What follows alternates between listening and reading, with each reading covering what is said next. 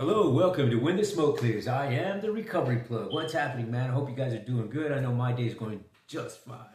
But check this out. If you would please join me in a moment of silence, followed by the serenity prayer for the addict who still suffers, for those of us who are still bound in some sort of struggle that keeps us from moving forward in this toxic life that we live in, man. That's how I like to get my videos started. So please, if you would, join me in a moment of silence.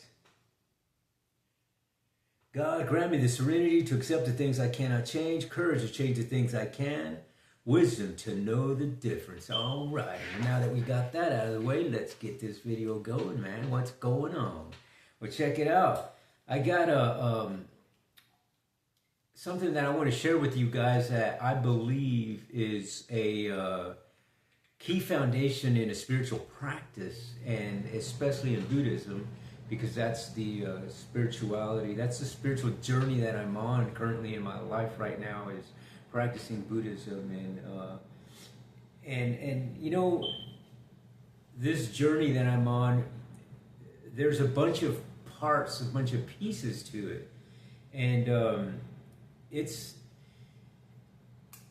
like putting together a puzzle that you can't get to the next step until you find this certain piece, understand that piece, and know how to interact with that piece. You know what I mean?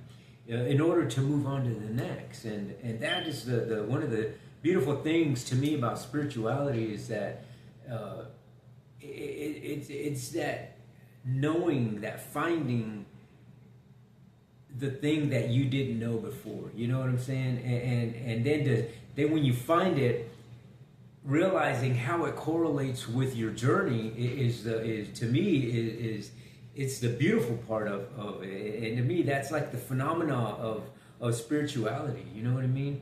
And but what I want to talk to you guys today, and hopefully this you know, maybe hopefully that it helps somebody in their journey, because I believe that the Buddhist practice interrelates very well with all religious sects, with all spirituality. Anything that you're doing in a spiritual journey, I believe that that Buddhism interrelates very well with everything. And you know, I'm personally, I have my background is in Christianity and Catholicism, and I, not that I didn't believe or I didn't like or whatever, I just couldn't see behind some of the delusional things in my life. Let's just say that, with practicing that way.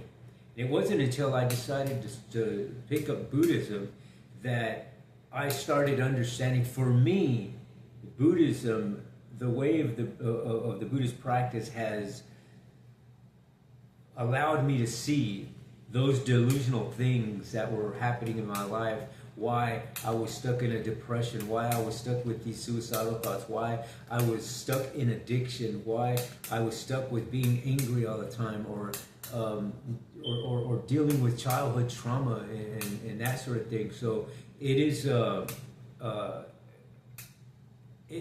to me, it really fast forwarded my spirituality to understand and realize how I should be practicing spirituality and how I should be living my life. And that's just my journey, you know what I mean? And I'm hoping that by sharing a little bit of that with you guys today, it'll help somebody else out there with their journey of spirituality and whatever it is that is keeping you bound down from moving forward.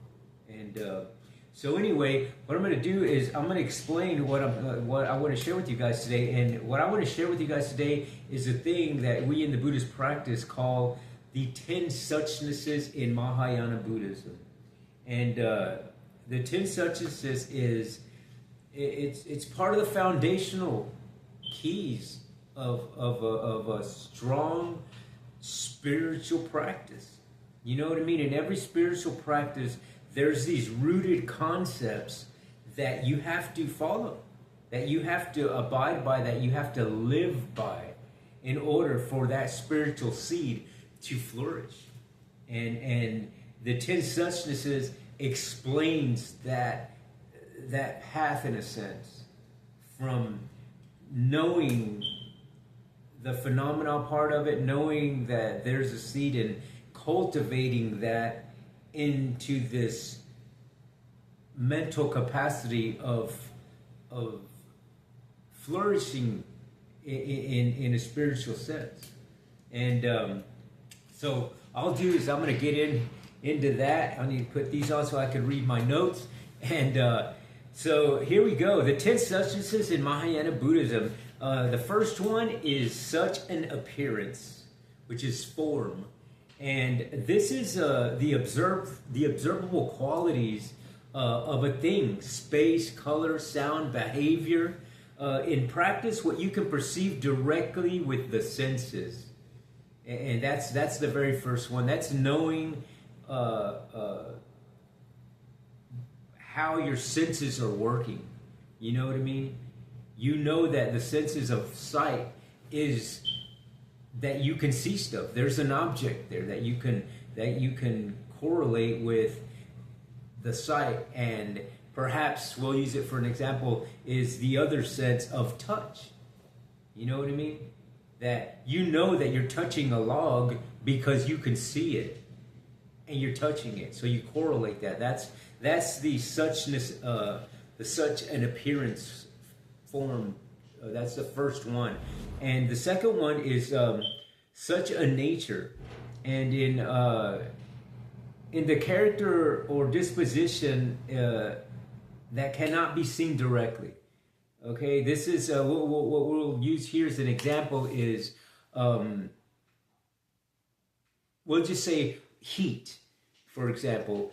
You know that, we'll say, for example, if you were brand new to the world, you had no idea what fire is, but the closer you got, you know that it doesn't feel good. So you can't get closer, and then finally you touch, and it burns your hand. So now you register that, right?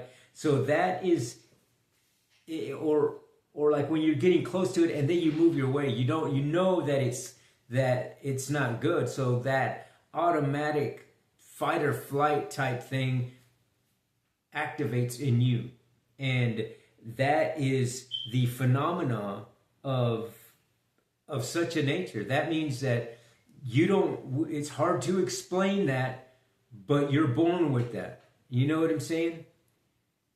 Or it's like, okay, my hand's wet. I know that it's wet, so I automatically know that means water to me. You know what I mean? You see where I hope I explained it right, but hopefully you guys can get the message. But anyway, that is the such a nature. Now, the third one is such an entity or an embodiment. And this is the integrated whole formed by appearance and nature. And the thing itself as unified reality. In other words, this is where you're putting the first one, such an appearance, and the second one, such a nature, and combining them. Okay, so now this part of such an entity or such an embodiment is that, okay, I see a log, I see it, and now I can touch it, so I visually see it, so I know that it's a log, and I can touch it, so I put that, and now I know that it's reality, it's here. You know what I mean? That is such an entity. That's the integrated whole form by appearance and nature. And the next one is such a power or a potential. And this is the inert capacity or potential within the entity.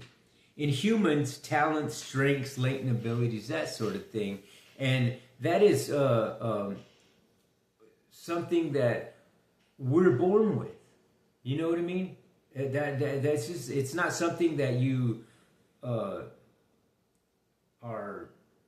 that you found or something like that. It's something that you're born with. You are born with the ability to move and be something like talented and a talented athlete, or maybe singing or even doing your job. You know what I mean? That is the power that we as human beings have, that we can do different things. That's a power. You know what I mean? You know, there's and to be able to change that and knowing how to change it and improve it. You know what I mean? And for a lot of beings in the world, you know, they can't do that. You know what I mean? They just they're made one certain way. They only do one certain thing, and that's it. But human beings, we're able to be diverse in that. You know, it's beautiful. To me, that's a good power to have. You know what I mean? And the next one is such a function, and this is activity, and this is how that potential expresses itself in action. What the entity does in the world. In other words, the fifth one is getting those first four and actually using them and being able to use them and knowing that you can use them. You know what I mean? And that's such a function. And next is such a primary cause. This is the internal cause that drives future outcomes. In human terms, intentions, seeds of karma.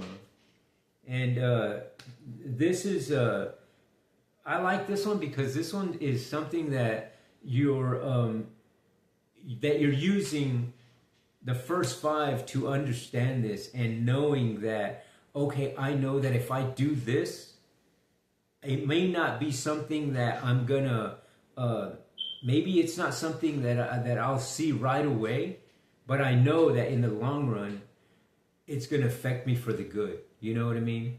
It's like studying spirituality in any form. You know, if you're studying and reading and doing things to better your spirituality, you may not see it right then and there, but eventually you'll start seeing the fruits of your labor in this sense. And so the next one is such a condition. And this one is external conditions that support or influence the primary cause, the environment, relationships, circumstances. This one is good because it allows you to understand what the cause and effects of your practice is. You know what I mean? And you know, you can't have this condition without this cause. You know what I mean? And it allows you to understand that concept. And the more that you practice this way, the more that that it interrelates with how you live. You know what I mean? And how you think. And so it's like, you know, we'll just use for example, I'm running around mad all the time and cussing and this and that always gets me in trouble. You know what I mean? Wherever I go, we'll just use that for an example. So if you change that dialect, now you find yourself not in these confrontational situations and in this upset mode all the time. You know what I mean? That cause and effect is a real big thing in how you live your life. So you want to use the first seven to understand that and to put that in practice in your life. And the next one is such an effect is latent effect, and the internal result produces when causes and conditions meet, often subtle or not yet visible. And that's goes back to the cause and effect thing. It's a latent effect, meaning that you're doing something, but you don't necessarily see the results of what you're doing until, you know, it could be the next day, it could be a year from now, whatever, right? And it's just understanding that concept, but being tied down to the concepts and having that motivation, that dedication and that faith to keep the path. You know what I'm saying? To keep the path, knowing that I know that there's that I'm gonna, be dealing with some things right now, but in the long run, it's gonna pay off. Almost, we'll use this for an example, almost like you're exercising. You know what I mean? The old cliche of being at the gym, no pain, no gain. You know what I'm saying? Man, this is killing me right now, but I got to do these last reps so that later I'll be seeing the effects. You know what I'm saying? That's a really good analogy for me personally in my experience. You know what I mean? And so the next one is such a reward, manifest effect, and the visible concrete outcome that appears in the world. The lived experience shaped by the past causes and conditions. Exactly what we, that concept of no pain, no gain. You know what I mean? That's exactly what that is. The such a reward. That is, you're doing this practice, spiritual practice, and you're manifesting this effect that's going to come through that.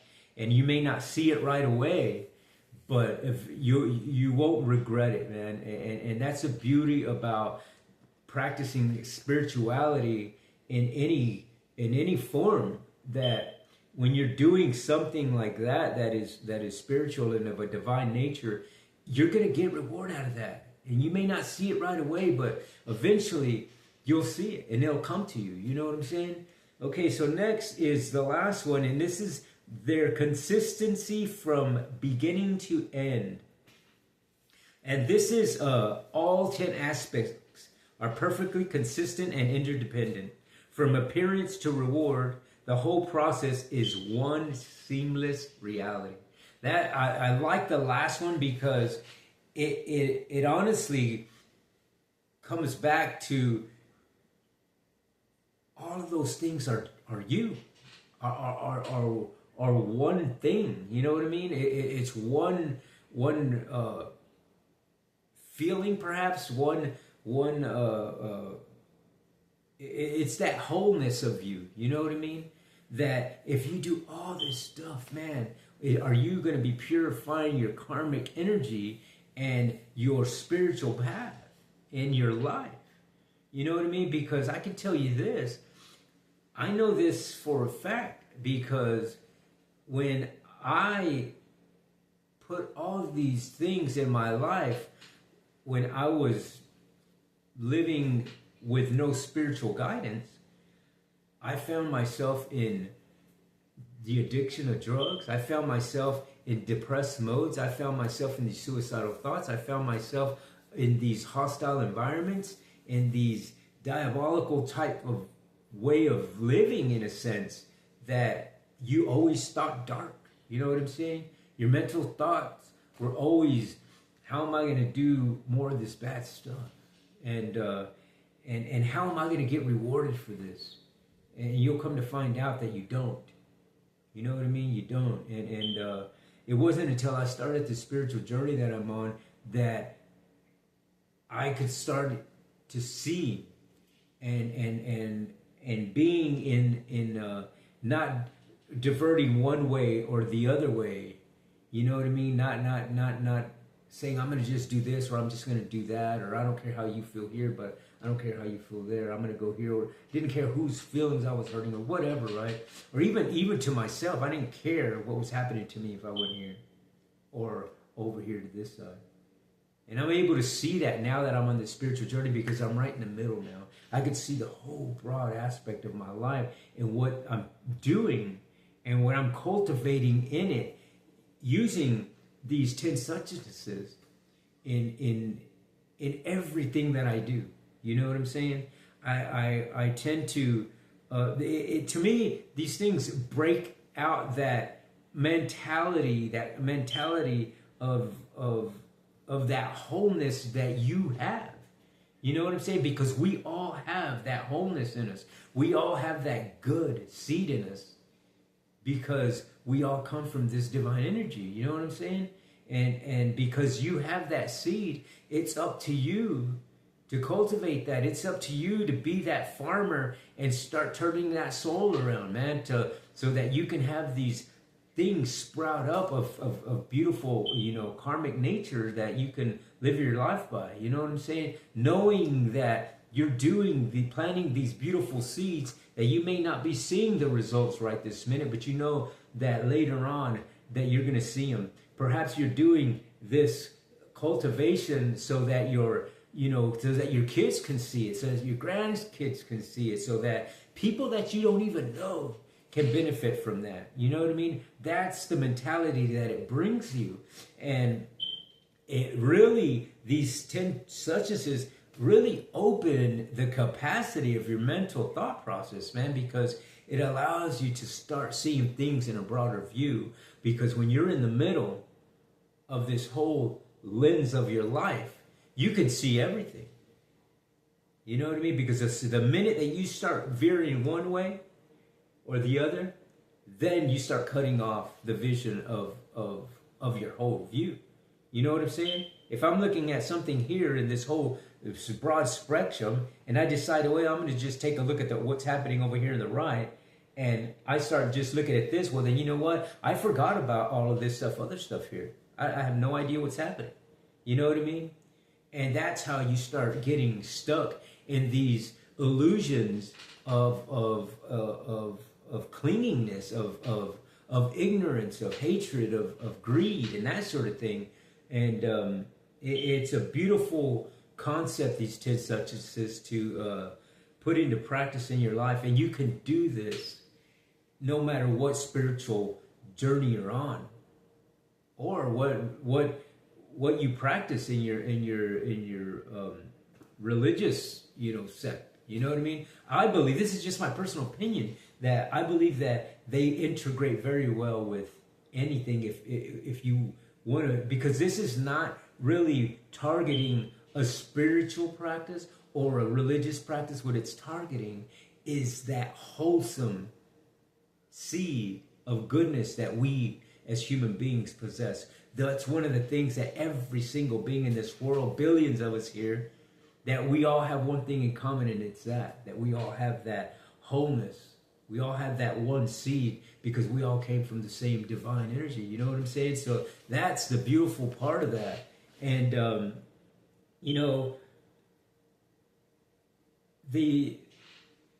these 10 suchnesses, they matter in the Mahayana practice because they reveal the non-dual nature of reality. You know what I'm saying? Everything good and bad, sacred or ordinary, shares the same 10 factors. This is why the Lotus Sutra teaches all beings possess the potential for Buddhahood. In other words, we all have the Buddha nature.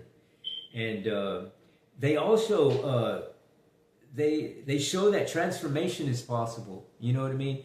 And because causes and conditions and effects are part of the same continuum, changing one's inner causes, intentions, habits, or vows inevitably transforms outer experience. And man, can I attest to that, man, from transforming from being in the addiction for many years to being on a spiritual path. This interrelates very, very well with that. And I can see and understand it, because it's something that, to me, now in my spiritual journey, that I can see this and understand what it means because of the practice. Because I'm practicing these 10 suchnesses in my life, because I'm practicing the Four Noble Truths, because I'm practicing this Eightfold Path, these 6 perfections in this Buddhist practice that I do. It really allows me to see things in a broader view, man. And it's a beautiful thing. And also, they integrate psychologically ethics and cosmology. And the 10 suchnesses describes how the mind works, how karma unfolds, and how enlightenment is possible in everyday life. That's one of the things that I like about that, is that because you're living in the moment, you're living in the here and now, you're able to see and understand how enlightenment is possible in everything that you do, in every part of your life, every day. You know what I mean? And again, they support recovery and healing work. You know what I mean? Since you're creative, and spiritual work often bridge Buddhist psychologies with recovery. These 10 factors offer powerful frameworks. You know what I mean? And I like this because the appearance is how a behavior shows up. The nature is the emotional, mental pattern beneath that. The entity is the whole person, not just a symptom. And power and function are the strengths that can be activated. And cause and condition is the lived consequences. And consistency, the continuity of a person's growth. You know what I mean? And this makes the 10 Suchnesses a deeply and compassionate model for understanding human transformation. I believe that that's what it does. And I really like the 10. I really, understand how the 10 Suchnesses work in my personal life. You know what I mean? And it's just, yesterday I had a group class with the Spanish Lotus Sutra practice that we do at the Risho Kosekai Buddhist temple that I attend. We have a Spanish group, and we learn and practice the Buddhism, basic Buddhism in Spanish. And it's we were going over the 10 Suchnesses yesterday, and man, every time that I hear an interpretation of the 10 Suchnesses through other people's view, other people's lenses, because they live a different life than I do, it makes more sense. Things that I thought I understood, I feel like I realized that, man, I only understood just a little bit of it, but now hearing my brother or my sister over here, explaining it in their view of their life, I understand it a whole lot more, man. And that to me is Buddhism at work. That is Buddha nature at work. You know what I mean? Because ultimately that's the path of the Bodhisattva, is to alleviate the suffering and help others understand the concept of how to live a better life, I believe. You know what I mean? In a spiritual sense. And so this is so this is all I wanted to relay to you guys today. I hope you guys enjoyed the topic, and I hope that I explained things so that you guys can understand.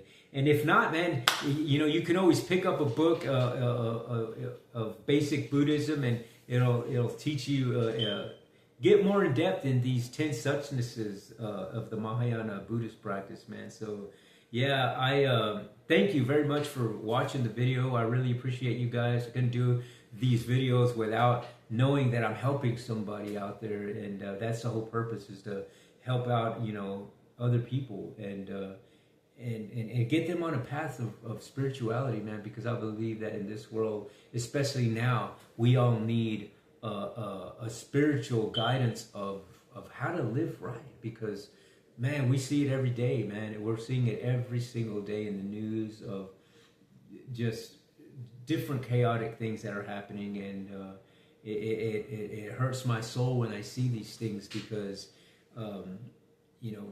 I come from, my dad was an immigrant, you know what I'm saying? He came from Mexico, and he's Mexican, and I feel the pain of the world right now. And I just, I think that by sharing more spiritual stuff, that we can all start integrating and working together, and helping each other out, because I think that's what we need. We need that spiritual and mental help from our fellow human beings, man. To know that I can count on you, regardless of my race, color, or sexual identity, whatever, you know what I'm saying? Or what religious sect I practice, you know what I mean? That I'll be loved by my fellow human being no matter where I go or what I do. And that to me is my journey right now is to spread that message, you know, and hopefully that it helps somebody. You know what I'm saying? And hopefully that it allows people to finally see behind the delusion of the way you've been living. And I know that I, for a long time, lived in a bad, you know, deluded way. You know what I mean? And this spiritual journey has really, you know, beefed up my capacity to understand and learn a new way. And I believe that it's beautiful. I believe that it should be spread around more, and hopefully you guys share my videos, and hopefully that this message helps somebody out today, man. That's the whole purpose, right? So I guess again, if you would please at this time hit that subscribe button, I'd greatly appreciate it, and share my channel, man. The only way to grow here is to do that and spread the message, man. So yeah, but if you would please, again, hit the subscribe button. Thank you for watching. I greatly appreciate it. I'm indebted to you guys. I hope that my energies touched your energies and we're doing something good today, man. So I guess until the next time, on When the Smoke Clears, I am the Recovery Plug.